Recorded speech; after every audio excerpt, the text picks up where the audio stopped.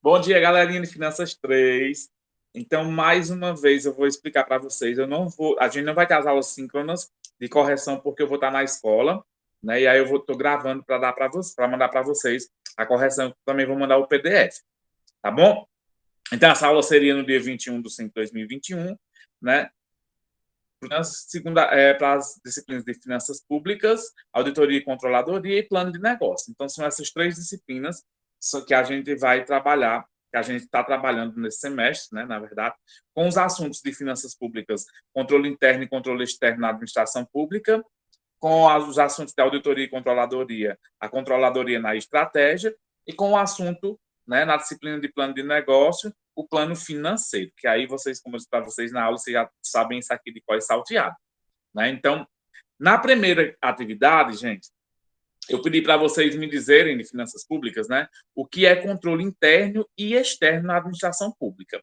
E aí a resposta vem dessa forma. O controle interno é o controle decorrente de órgãos integrantes da própria estrutura em que se insere o órgão controlado, por exemplo, a auditoria interna de um município realizada na auditoria no sistema, numa secretaria, realizando a auditoria numa secretaria municipal. Isso é um exemplo de controle interno. E o controle externo é o controle exercido por um dos poderes sobre o outro, ou auditoria realizada por um órgão que não é competente da administração pública que está sendo fiscalizada. Como a gente já sabe, esses órgãos a gente já estudou na aula. Então, esses são os dois tipos de controle da administração pública, o interno e o externo, tá certo? Na segunda questão, eu pedi para vocês fale sobre o controle administrativo e o controle legislativo. Então, tem lá no PDF que eu mandei para vocês, como também tem na aula que a gente teve na semana passada. Né? O controle administrativo é o poder fiscalizado e correção que a administração pública exerce sobre a própria atuação, sobre os aspectos da legalidade e mérito, por iniciativa própria ou mediante provocação. E o controle legislativo basicamente compreende o controle político e financeiro da gestão pública. O controle político aprecia as decisões administrativas, atende aos aspectos legais e às oportunidades conveniência diante dos interesses públicos, e o controle financeiro exercido com auxílio de Tribunal de Contas que implementam, né, ou que implementa fiscalização contábeis, financeiras e orçamentárias, patrimoniais e operacionais das entidades públicas, seja ele federal, municipal ou estadual, tá certo? E aí, na terceira questão, eu perguntei para vocês quais são os tipos de controle específicos da gestão pública. São esses, né? São os órgãos de controle, que é o Ministério Público, a Polícia Federal é um órgão de controle, e a Controladoria Geral da União, CGU, conhecido como CGU. Inclusive, a gente já está tem exemplos claros aí, né, no jornalismo hoje sobre a atuação desses órgãos competentes de controladoria pública. Né? E aí, na quarta questão, eu pedi para vocês descrever com suas palavras, e aí eu fiquei entreaberto, né? O que você entende sobre a Controladoria Geral da União, e aí a resposta de vocês fica aberta a critério do que você realmente entende, mas eu coloquei essa respostazinha aqui para fazer um comparativo no que vocês podem ter escrito, né? Que vocês escreveram, na verdade. A Controladoria Geral da União, conhecida como CGU, tem como competência assinar direto ou indiretamente assistir direto ou indiretamente ao presidente da República no desempenho das suas atribuições relativas à defesa do patrimônio público, ao controle interno, à auditoria pública, à correção e à prevenção e o combate à corrupção. Esse é um entendimento básico de qual a função e de como é que funciona e do que é a famosa CGU, Controladoria Geral da União. Tá certo? Passando para a próxima disciplina, a disciplina de auditoria e controladoria, no assunto controladoria na estratégia, né? Então, se você observar como a controladoria é tão importante, que a gestão pública utiliza muito dessa ferramenta para trabalhar, para melhorar os processos de gestão pública, né? Então, eu pedi para vocês falar sobre o ambiente empresarial e competitividade, de acordo com o que a gente estudou na aula sobre controladoria na estratégia. Então, o que é ambiente, né? O ambiente externo da empresa é tudo que circunda, né, que está ao redor da organização, seja sociedade, governo, concorrência, enfim. Tudo que está relacionado a circula a empresa é caracterizado como um ambiente externo dela. E a gente sabe, né, que é um ambiente que não pode ser controlado pela organização. Porém, dentro desse ambiente, a gente tira alguns aprendizados, como competitividade, que é a capacidade da empresa desenvolver e sustentar vantagens competitivas que lhe permitem enfrentar a concorrência, estratégia competitiva, que são os cursos de ação específica que as empresas são que de ação específica que são desenvolvidos para criar vantagens competitivas sustentáveis em produtos particulares ou mercados identificados, e a vantagem, a vantagem competitiva, que é vantagem distinta, idealmente sustentável sobre os competidores ou concorrentes, tá certo? Então, esses são algumas atribuições que a gente retira do ambiente externo das entidades, das organizações, que não é controlado, mas que são, como é que eu posso dizer, que são aprendizados que a empresa pode tirar para melhorar os seus processos gerenciais. Na segunda questão, né, eu pedi para vocês me dizerem o que é planejamento estratégico e controladoria. Né? Planejar, a resposta correta, planejar é uma estratégia para aumentar as chances de sucesso de uma empresa. Né? Planejamento estratégico, a gente sabe que são três. São planejamento de curto, médio e longo prazo, né? E aí cada órgão, cada gerência, cada entidade, cada hierarquia da empresa, né, faz parte de um prazo desse planejamento. E esses planejamentos estratégicos são ideias, né, metodologias, conceitos que a empresa tem para tirar para melhorar o processo de chance de sucesso dessa empresa, o processo gerencial, em um negócio, constantemente. Né? Planos estratégicos não são garantias de sucesso. O planejamento estratégico será tão eficaz quanto as premissas que foram nele incluídas. O foco da controladoria estratégica, é no planejamento estratégico.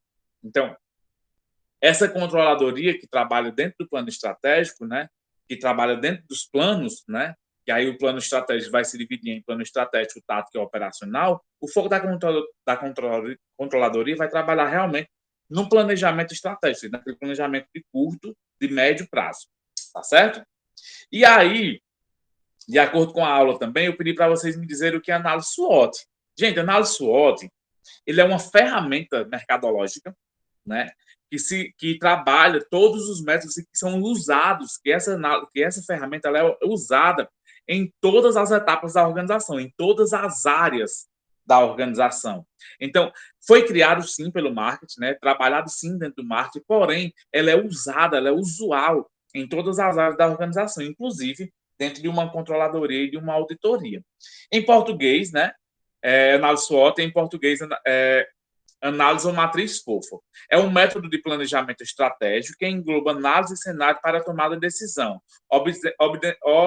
observando 4 fatores, que são eles. Em inglês, né?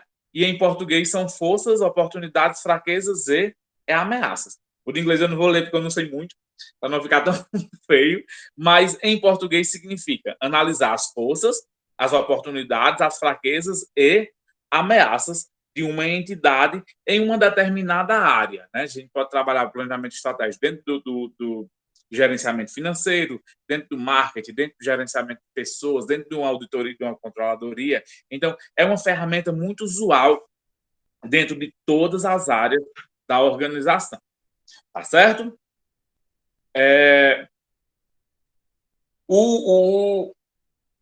E, por último, a gente vai ver agora o que é o nosso plano de negócio. E aí, dentro desse plano de negócio, a gente trabalhou o plano financeiro, né?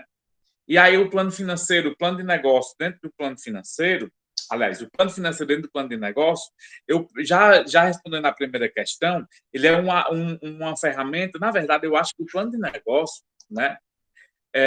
Eu acho que o plano de negócio ele é muito, muito importante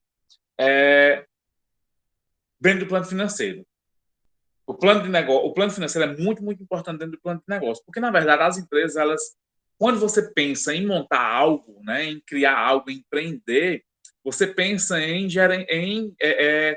ganhar dinheiro, na verdade, né? Você pensa em crescer, em prosperar financeiramente, né? E aí o plano financeiro ele se torna muito importante, né? Dentro desse processo de, de criação de um plano de negócio, né? Então, na primeira questão, já perguntando a vocês qual a importância do plano financeiro para o plano de negócio. Eu perguntei a resposta é de grande importância, porque o plano de negócio pode demonstrar a situação patrimonial financeira que a empresa possui. A partir dessas informações fornecidas, como qual é o capital investido, que aí a gente já sabe o que é capital, né? Qual a projeção de vendas, quais os custos de suas classificações, qual é a questão dos custos fixos e custos variáveis, a formação do preço de venda, qual a política de venda, política de crédito, política de recebimento, então, enfim, todas essas informações que um plano financeiro dá, né, que o gestor financeiro faz para trabalhar a gestão financeira da empresa. Então, se a gente observar, o plano financeiro é tão importante porque até a projeção de venda ele vai ter que dar essa porcentagem de quanto o comercial precisa vender para que a empresa consiga manter as suas atividades. Por isso que ele é muito importante dentro do plano de negócio. Na segunda questão, gente, eu perguntei já pegando esse gancho aqui de quais são os custos e as suas classificações fixos e variáveis, na segunda questão eu perguntei quais são os custos fixos e variáveis. O que são custos fixos e custos variáveis? Lembre-se que quando eu falo aqui no plano financeiro de custo fixo e variável, estou falando diferente do que é cada coisa quando eu falo lá em contabilidade da questão de custos fixos e variáveis, né? Então, no plano financeiro, no plano de negócio, no plano financeiro, o custo fixo é o custo que não varia de acordo com o volume de produção ou venda. Havendo vendas ou não, esse custo existe. Exemplo, salário do pessoal da área administrativo, aluguel do imóvel, despesas com segurança, contador, administrador, enfim, treinamento. Então, tudo isso, independente de vender ou não, do volume, da quantidade de vendas, ou não vai existir esse custo fixo. Tá certo? E o que é o custo variável? É o custo diferente de o custo fixo, aquele que não varia de acordo com o volume de venda ou produção. O custo variável vai variar de acordo com o volume de vendas ou produção. Né? Exemplo, matéria-prima, embalagem. Se você não vender, você não precisa usar embalagem. Né? Se você não vender, você não precisa usar tanta matéria-prima. Comissão de vendedores, se você, por exemplo, comissão de vendedores é diferente de salário. Né? Salário de pessoal. A comissão ela é de acordo com a venda, o salário não. O salário é fixo. Impostos sobre venda, fretes, entre outros. Então, tudo aquilo que varia em relação ao volume de venda ou de produção caracteriza-se custo variável. E tudo aquilo que não varia caracteriza-se custo fixo. Tá certo? Na terceira questão, eu pedi para vocês me dizerem o que você entendeu sobre margem de contribuição, e aí também fica aberto, mas desde que tenha um pouquinho desse conceito, né? Margem de contribuição é o valor que cada produto contribui no seu preço de venda para cobrir os custos fixos e gerar lucro. Então, basicamente é isso. Margem de contribuição, né? É o valor que cada produto contribui no seu preço de venda para cobrir os custos fixos e gerar lucro. Dessa forma, os custos fixos não entram na formação de preço de venda, o que poderia ser complicado de ratear e incompatível por não ter um critério claro desse rateio. Então, basicamente, margem de contribuição é isso. É o produto, né? É o valor que cada produto contribui no seu preço de venda para cobrir os custos fixos e gerar lucro. Isso caracteriza essa margem de contribuição dentro do plano financeiro. E aí, gente, na quarta e na última questão, eu perguntei para vocês o que é alavancagem financeira, né? O que é alavancagem financeira? O que é isso? É o efeito de captar e aplicar capital de terceiros na empresa a um custo X. Então, vou até ler para vocês, que aí fica melhor de compreender. O que é a alavancagem financeira? É o efeito de captar e aplicar o capital de terceiros na empresa a um custo X, sendo que o retorno, que é conhecido como lucro, da operação da empresa será Y. Assim sendo, Y maior que X, o lucro do proprietário aumenta, pois ele ganhou dinheiro na operação de suas empresas usando dinheiro dos outros terceiros, mesmo pagando pelo uso desse dinheiro. Então, O que é a alavancagem financeira? Dentro da gestão financeira, a gente conhece a alavancagem financeira como o uso do recurso de terceiro para obter lucro. Né? Então, é a junção dos recursos próprios mais os recursos de terceiro. E aí, a junção desses dois com o gerenciamento dele e as atividades e a junção das atividades, obviamente, a empresa vai ter que obter um lucro. Então, se eu peço um dinheiro emprestado para aumentar as minhas atividades, as minhas atribuições, né? a minha operação, a operação da empresa, obviamente eu vou precisar de lucro, vou precisar obter lucro, para que eu consiga sanar a dívida da busca do pagamento desse custo que eu tive, né? Desse dinheiro de terceiro, para que eu consiga melhorar os processos gerenciais. Então, é como se eu juntasse o meu capital próprio com o capital de terceiro para melhorar o processo gerencial, o processo financeiro, para obter e melhorar e aumentar o lucro. Esse caracteriza como alavancagem financeira. Inclusive, tem até um cálculozinho, uma forma para a gente calcular melhor essa questão da alavancagem financeira. Tá certo? Então, ficamos por aqui. Essa é a nossa correção da atividade de hoje. E aí eu vou mandar para vocês o PDF com as correções e vou mandar também essa videoaula.